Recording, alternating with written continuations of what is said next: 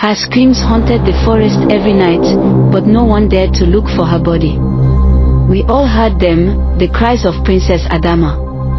They were loud, sharp, and broken, like something not meant to be alive anymore. It had been 3 days since the hunters left her in the woods, tied to that cursed tree. Nobody talked about it, but we all knew why.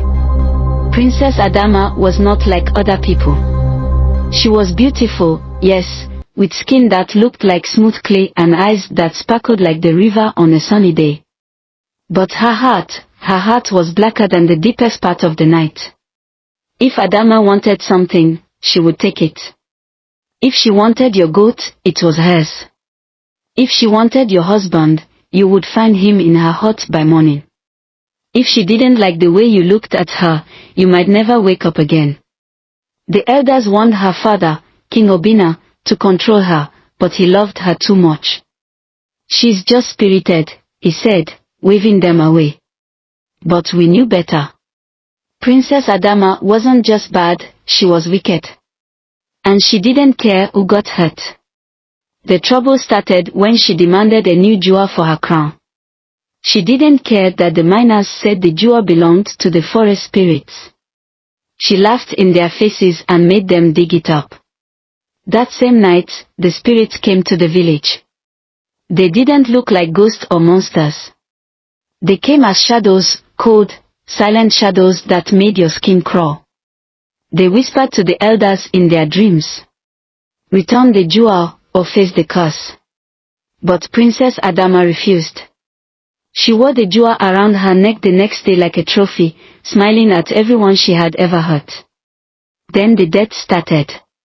The first was the blacksmith. He was found hanging upside down from the tallest palm tree in the village, his eyes wide open, staring at something none of us could see. The next was the midwife, who drowned in the dry season when there wasn't a single drop of water in the river. One by one, the people closest to Adamma started dying in ways no one could explain. The king begged her to return the jewel, but she laughed in his face. Let them try to stop me, she said. And so they did. The elders held a meeting under the big baobab tree, and the hunters came forward with a plan. They would trick Adamma into going to the forest. Once there, they would leave her tied to the tree of silence, where the spirits would take her. None of us thought it would work. Adamma was too clever, too cruel. But they lured her with promises of another treasure, and she followed them without question. We watched from the edge of the village as they tied her hands with vines and left her there. She screamed and cursed them as they walked away, but no one turned back. That night, the screaming began. We couldn't sleep for days. The forest echoed with her cries, terrible, broken wails that made your chest tighten. No one dared go near the tree of silence, not even the bravest hunters. On the 7th night, the scream stopped. The next morning, the jewel was found on the palace steps, shattered into pieces. Adamma's body was never found, but the forest grew darker, colder.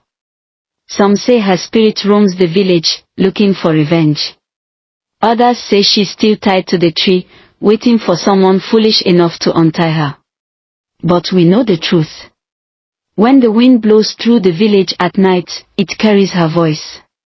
Not screams anymore, just whispers. And if you listen too closely, you hear her call your name.